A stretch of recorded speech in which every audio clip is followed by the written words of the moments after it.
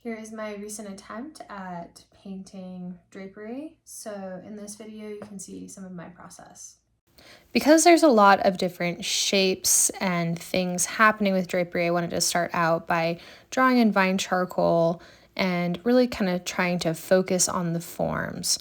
So I began by really thinking about these pipe folds in this draped form and how they're kind of acting like cylinders. And then I also started to map out the cast shadows in between those pipe folds, just to give myself a sense of how the cast shadows help the pipe folds to pop out, and to also give me a sense of kind of where to begin painting when I would start applying the oil paint.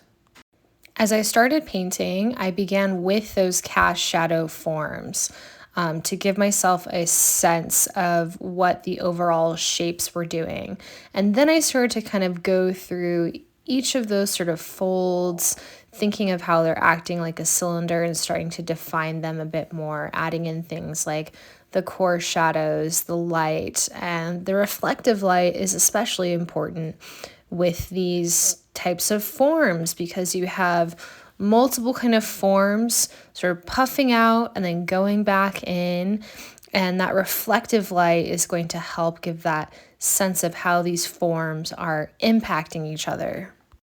Here I'm also trying to really start by emphasizing the major shapes of these folds and what the big shape is behaving like. You can see I don't start kind of immediately putting in things like little wrinkles.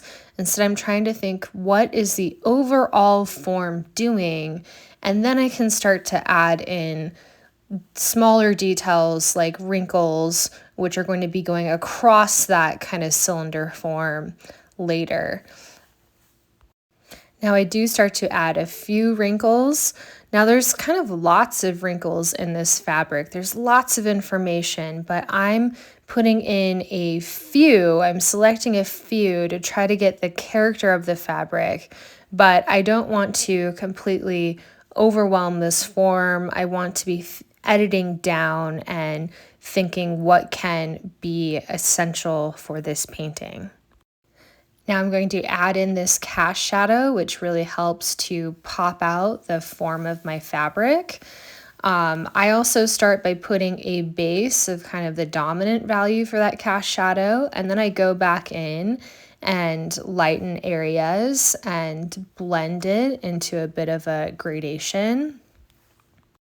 Now I'm going to add in the light of my background, and with the background, I'm trying to edit down, keep it simple. I don't want the background to pull focus from the folds, the dominant form in my painting.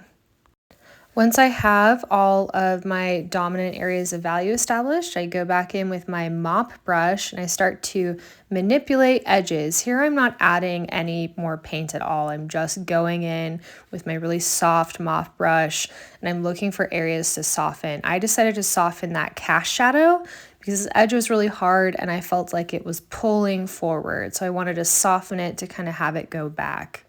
So here's my finished painting and a detail. You can see how that cast shadow edge feels softer. There's other edges that feel harder and kind of pull forward. And here are some other details. I liked going into those cast shadows between the pipe folds and softening those to make the pipe folds kind of project forward. Painting fabric is definitely tough, but it's also a fun challenge. I think of it as artist vitamins.